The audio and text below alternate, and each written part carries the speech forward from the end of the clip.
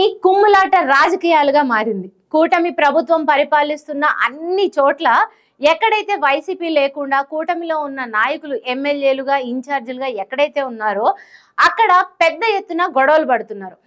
తాజాగా కడప జిల్లాలో పులివెందుల నియోజకవర్గంలో టీడీపీ విస్తృత స్థాయి సమావేశం ఒకటి జరిగింది. ఆ టైంలో అక్కడ జనాలు అంటే కార్యకర్తలే ఎవరైతే అక్కడ పొట్టు కొట్టుకున్నారో నేను ఒక వీడియో చూపిస్తాను. అక్కడ ఇన్ఛార్జ్ సవిత వారిని అస్సలు కంట్రోల్ చేయలేకపోయారు. దానికి సంబంధించిన ఒక వీడియో చూపిస్తాను, తర్వాత మళ్ళీ మనం మాట్లాడుకుందాం. మైక్ లో చెప్తున్నారు మీరు అందరు కూర్చోండి నేను మాట్లాడతాను అని.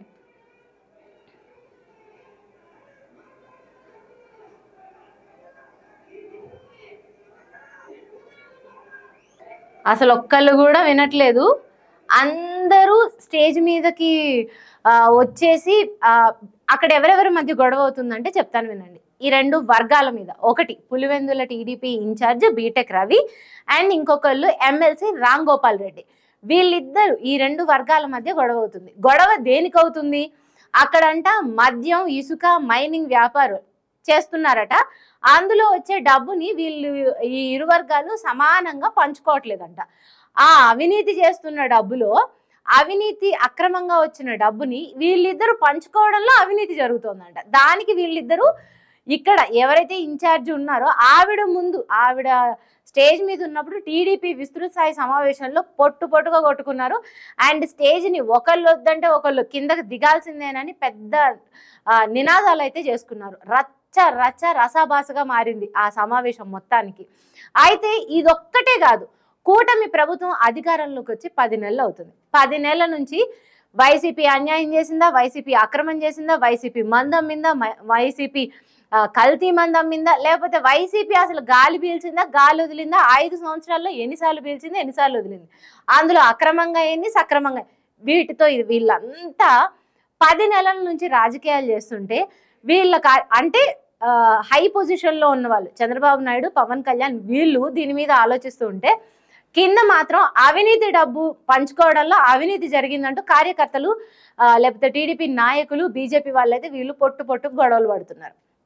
ఇది ఒక్కటే కాదు, ఇంకా నేను చాలా చెప్తాను వినండి. నెక్స్ట్ చిత్తూరు జిల్లా, అక్కడ ఇన్ఛార్జిగా ఉన్నది మడింపల్లి రాంప్రసాద్ రెడ్డి. అయితే ఈయన ఎక్కడన్నా నియోజకవర్గాల్లో వెళ్ళి ఒక సమన్వయ కమిటీ సమావేశాలు పెడదాము అంటే అసలు అక్కడ ఎమ్మెల్యేలు ఎవరు ఈయన ఒక మాట కూడా వినట్లేదంట. ఎందుకు అంటే ఆయన ఏం మాట్లాడినా ఎదురు తిరిగి లేకపోతే ఆయన మీద రచ్చగా మీదకి వస్తున్నారంట. అందుకే ఈయన చిత్తూరు జిల్లాలో మొత్తానికి తిరగడం మానేశారు. పలమనేరు ఎమ్మెల్యే అమర్నాథ్ రెడ్డి ఈయన మంత్రి కావాల్సిందంట. కాకపోతే ఈక్వేషన్స్ ఏం చేంజ్ అయిపోయాయో రాంప్రసాద్ రెడ్డి మంత్రి అయ్యారు. అయితే దానికి ఈయనకి చాలా కోపం వచ్చిందంట. సో ఈయన కింద ఎమ్మెల్యేలు ఎవరైతే ఉంటారో అంటే నియోజకవర్గంలో ఇంకో వేరే నియోజకవర్గాల ఎమ్మెల్యేలు ఉంటారు కదా, వాళ్ళెవరు ఈ రాంప్రసాద్ రెడ్డి మాట వినొద్దు అనేది ఈయన పాస్ చేసిన అల్టిమేటం అంట. సో ఎవరు ఎమ్మెల్యేలు ఈయన దేకట్లేదంట. ఈయన వెళ్తే జస్ట్ నార్మల్గా పుంగనూరు వెళ్తారంట. అక్కడ టీడీపీ సమన్వయ కమిటీ సమావేశాలు లేకపోతే ఇంకో సమావేశం పెట్టి ఈయన మాట్లాడి అక్కడి నుంచి మాత్రమే వెనక్కి వస్తారంట. వేరే ఇంకా జిల్లాలో ఎక్కడ ఒక టచ్ చేయడం కూడా ఉండదంట. ఎందుకు అంటే అసలు దేకట్లేదు ఫస్ట్ ఈయనని, అదొకటి. అండ్ నెక్స్ట్ వస్తే కర్నూలు ఇన్ఛార్జిగా ఉన్నది మంత్రి నిమ్మల నావానాయుడు.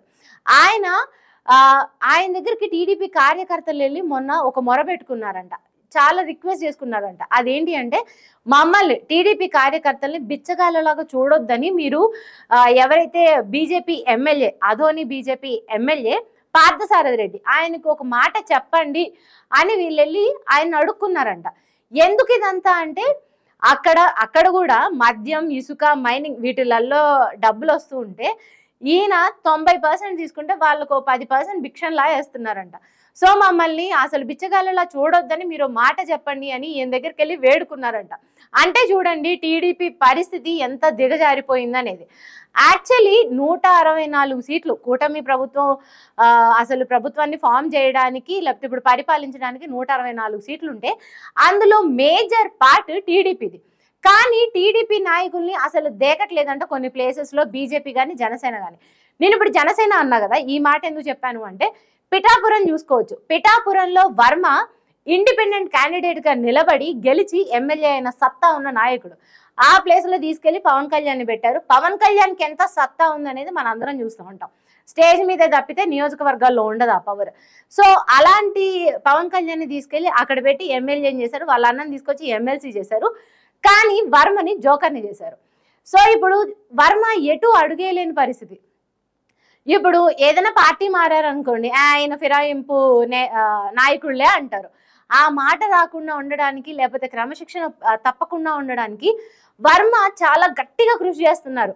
ఈ నాగబాబు మాట్లాడే మాటల్ని భరిస్తున్నారు, లేకపోతే ఈ పవన్ కళ్యాణ్ వర్గం ఏదైతే ఉందో వాళ్ళు చేసే చేష్టల్ని భరిస్తున్నారు. కానీ వర్మ వర్గం అప్పటికప్పుడు ఎప్పుడు తిరుగుబడుతూనే ఉంటుంది, కొంచెం గట్టిగా మాట్లాడుతూనే ఉంటుంది. కానీ వర్మ చాలా ఎంత సెటిల్డ్ గా ఉన్నారో ఆయన దగ్గర నుంచి ఇప్పటి వరకు నోరు జారి ఇంత మాట కూడా వినలేదు మనం.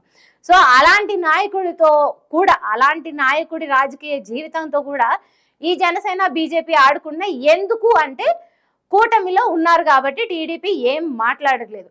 కాకపోతే ఇక్కడ టీడీపీ ఎక్కడ వాళ్ళ నాయకులకి అసలు సపోర్ట్ చేయట్లేదు. అండ్ ఇంకా కూటమిలో కుమ్ములాటల విషయంలోకి వస్తే ఇంకొకళ్ళ గురించి చెప్పాలి. తిరువూరు ఎమ్మెల్యే కొలికపూడి. ఈయన పేరు కొలికపూడి, కానీ ఈయన చంద్రబాబు కంట్లో మాత్రం నలక. అంటే అంటే ఇది చెయ్యకపోతే నేను రాజీనామా చేస్తా అంటారు. మొన్న మధ్య అదే నియోజకవర్గంలో ఒక ఆయన ఉన్నారు, రమేష్ రెడ్డి అని. ఆయన ఒక ఎవరో లేడీని కొంచెం సతాయించడం చేశారంట. ఆ టైంలో ఆవిడ వెళ్ళి కొలికపూడితో మొరబెట్టుకున్నారంట. కొలికపూడి డైరెక్ట్ గా మీడియా ముందుకు వచ్చి లోపల అట్లీస్ట్ అతనితో ఈవిడికి సారీ చెప్పించడమో, లేకపోతే టీడీపీ అధినేతకో లేకపోతే ఆ వర్గానికో చెప్పి అతన్ని సస్పెండ్ చేయించడమో, ఇలాంటిది ఏదైనా చేయాలి. కానీ ఆయన మీడియా ముందుకు వచ్చి అతని మీద రెండు రోజులలో ఏదో ఒక యాక్షన్ తీసుకోకపోతే నేను రాజీనామా చేస్తా అన్నాడు కొలికపూడి. అయితే ఎవరికి నష్టం? రాజీనామా చేస్తే ఎవరికి నష్టం? అధిష్టానానికి నష్టమా, లేకపోతే మిగతా జనానికి నష్టమా? ఎందుకు నష్టం? పోనీ ఈయన ఏమన్నా రాష్ట్రానికి ముఖ్యమంత్రి? ఈ ఒక నియోజకవర్గంలో ఈయన ఒక ఎమ్మెల్యే. ఈయన రాజీనామా చేస్తే ఏమైంది? అక్కడ మళ్ళీసారి ఎలక్షన్స్ వస్తే మళ్ళీ ఒకసారి టీడీపీ వాళ్ళకి సంబంధించిన వాళ్ళని నిలబెట్టింది. ఇప్పుడు టీడీపీకే రాజీనామా చేశాడు కాబట్టి ఈయన వేరే పార్టీ నుంచి నిలబడాలి, లేకపోతే ఇండిపెండెంట్ గా నిలబడాలి. ఎవరికి నష్టం? ఎవరికి నష్టం లేదు. ఇలాంటివి ఏమైనా జరిగినప్పుడు అల్టిమేటమ్స్ పాస్ చేసేదానికంటే లోపల ఏదైతే ఉందో అది మాట్లాడుకొని ఆ మహిళకి న్యాయం జరిగేలాగా చూడాలి. అది చేయలేకపోయారు కొలికపూడి. అండ్ 2 రోజులలో రాజీనామా చేశాడా అంటే లేదు, వెళ్ళి చంద్రబాబు నాయుడుకి భుజం కూడా ఇచ్చాడు తట్టమని. కానీ చంద్రబాబు నాయుడు తట్టలేదు, ఆయన వెళ్ళిపోయారు. సో ఇలాంటివి ఇప్పుడు అధికారంలోకి వచ్చాం మేము, జగన్ 151 మంది ఎమ్మెల్యేలని దింపి, జగన్ లాంటి వాడిని గద్దె దింపి మేము గద్దెనెక్కాం 164, తిరుగులేని మెజారిటీ. మళ్ళీ వైఎస్ జగన్ వచ్చినా రాకపోయినా ఇంత మెజారిటీ వస్తుందా అనేది, అసలు 151 చాలా హైయెస్ట్. ఈ 164తో మళ్ళీ ఇంకొకళ్ళు వస్తారా లేదా అనేది అది దేవుడికి ఎరుగ. ఇంకా కాకపోతే అలాంటి ఒక ప్రభుత్వాన్ని ఫామ్ చేస్తే ఆ ఆనందం అసలు చంద్రబాబు నాయుడుకు ఉంచట్లేదు ఎవరు.